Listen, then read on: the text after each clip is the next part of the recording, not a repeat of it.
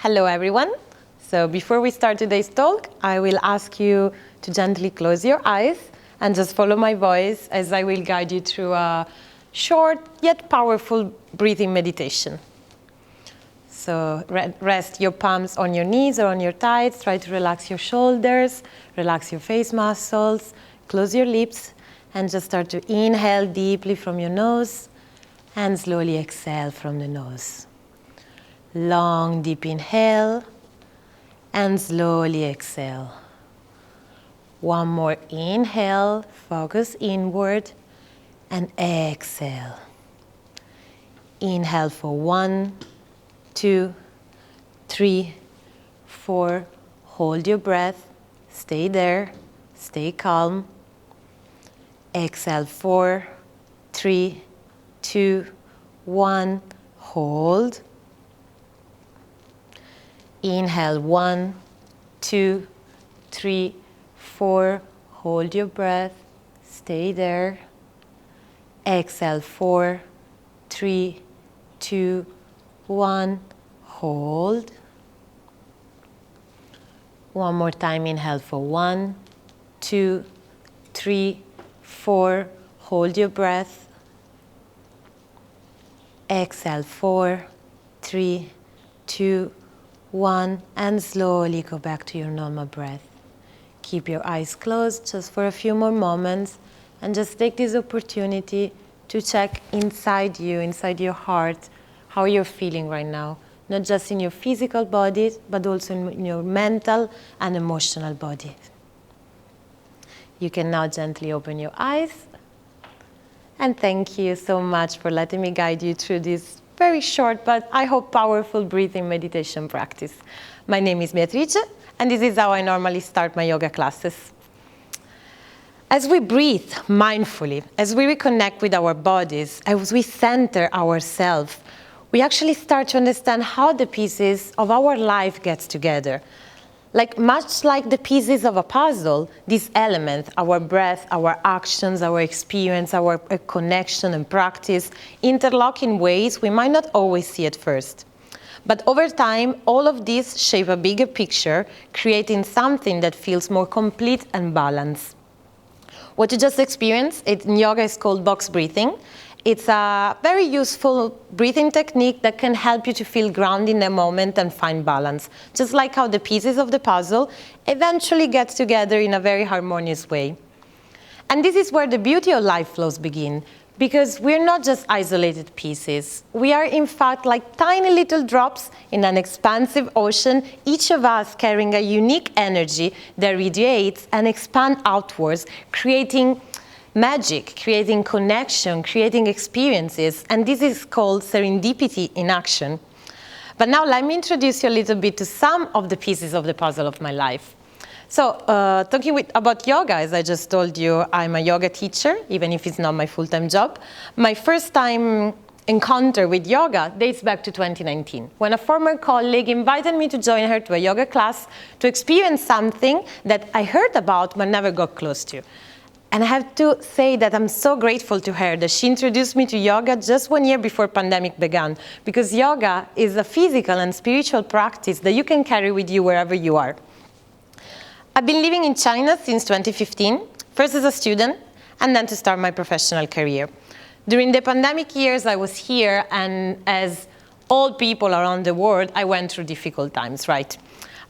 For example, I had to travel to Europe for a business trip, and every time I got back to China, I found myself stuck in a hotel room for quarantine. My yoga mat always turned out to be a very, very good friend. But it's only during the lockdown that I started teaching, because it's a funny story. I was both lucky and unlucky not to be alone. I ended up doing lockdown with my ex-boyfriend, and you can imagine that this could have turned into a disaster. But we still found a way to use this bad time to create something positive, right? And so I told him one day, let me try to use you as my first yoga student and start teaching you yoga. And after the very first class, my very first student, told me, Beatrice, you're really good at doing this. You should consider doing this in real life. And he was right, because every day after every practice, I could see from his face, I could feel it, that this was actually helping us to cope with such a difficult time during the lockdown, where the only thing that we could do was how we spend our time and nurture ourselves. And I could also feel that teaching was coming so naturally and effortless to me.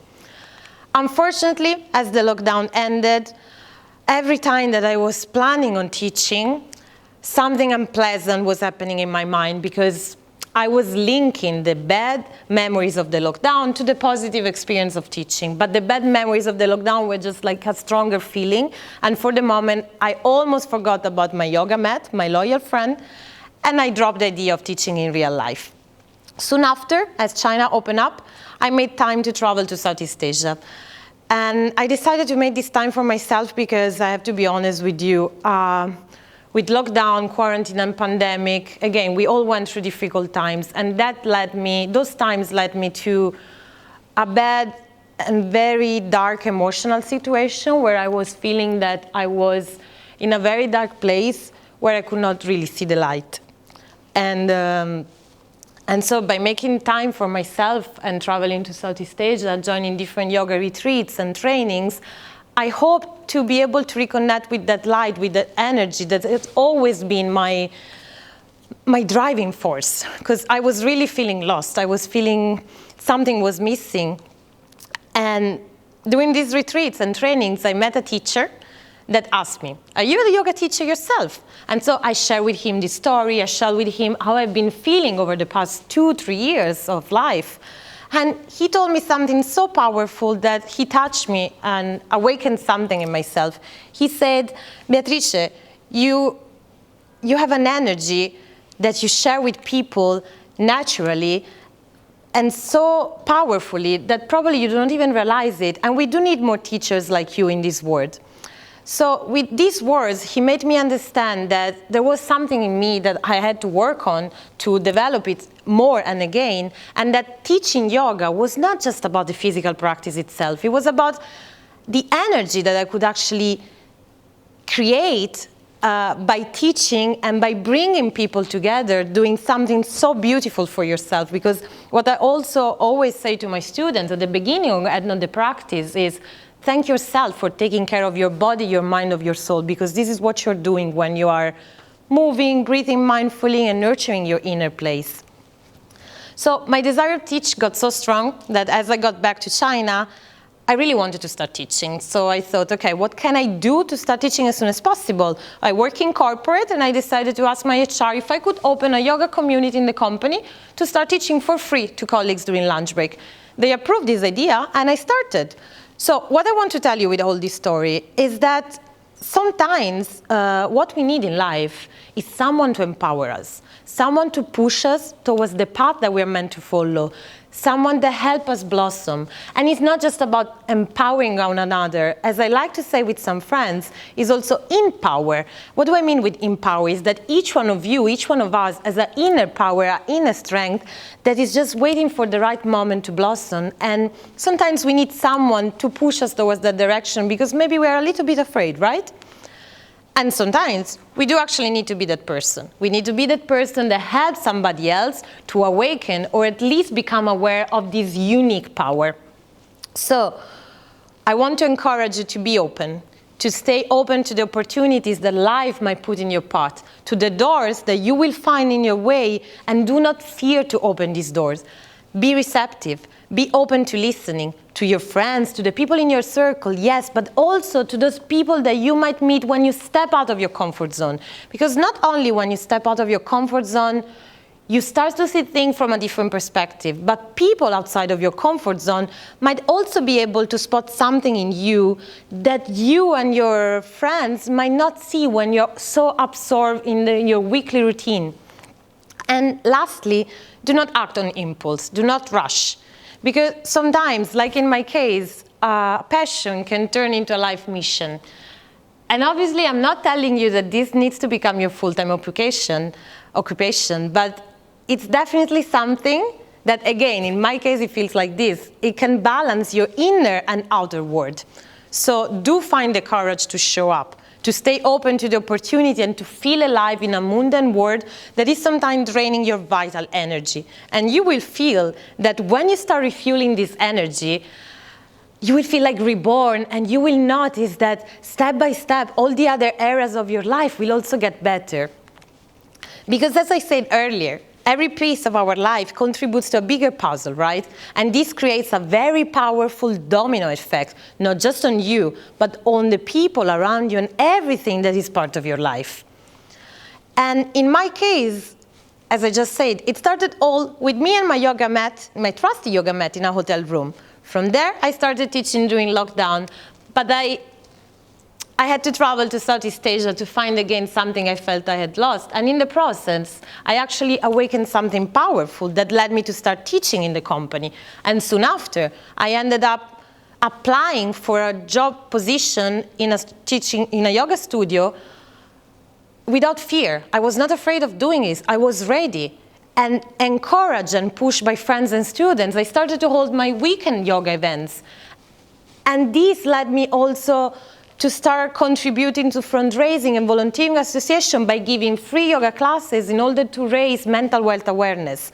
So you see, all of this, when we look back, looks like it was all in the plan. It looks like all these pieces of the puzzle got naturally together as I was feeding something that I love doing. And I was feeling this in a natural way, effortless. I didn't need to put any effort in this. It was just coming out of me with such energy and love. And I also have to say that thanks to yoga, I met several people whose path might have never crossed mine otherwise. People that, like me, were going through probably difficult times, through their life journey, like we all do, right? And so again, I really encourage you to stay open and to embrace the opportunities, because sometimes the best things in life really happen when you least expect it. But now let me play a little bit with your creativity and imagination. The wheel of life. Some of you probably are familiar already with this concept, but let me quickly introduce you about this very powerful psychological tool. So this is something that I personally do every quarter that helps me to assess where I am in my life right now in different areas of my life. This is just an example. You can draw, create your own, and as you see, each slice of the wheel represents a different area of your life. But I like to call it cake because it just looks sweeter to me. We have this beautiful gift of life, and a cake is a sweet thing, like the life that we live, right? So imagine this cake. Each cake is made up of different slices, and each of these slices is made of different pieces of a puzzle. These pieces of the puzzle, they constantly move as we meet people, as we make different actions, and they interact together, creating something that feels more like complete as a whole. And the way I see this cake is also in a way that is creating something also outwards, meaning that, again, we are little drops, right? So from every action that we make, every word that we say, every person that we meet, there is always a little drop that is creating something powerful, gradually building into a wave. Because, again, we are all small drops in a big, vast ocean, and sometimes we do not even realize how big the impact of our actions, of our words, of our gesture can be on other people. Sometimes you smile at someone in the street and you're actually making that person's day much better. This is serendipity. This is a series of linked moments where our paths cross, not just by chance, but they cross thanks to those invisible threads of connections. And these are the same thread of connection that we have when we practice yoga between each asana, each yoga pose. As I reflect on my own journey, I'm also often thinking of the feedback that I receive along the way. Feedback that I receive from people that sometimes I never expected to hear from. For example, in my company, I started to teach almost for fun, because I was feeling that I needed to start teaching.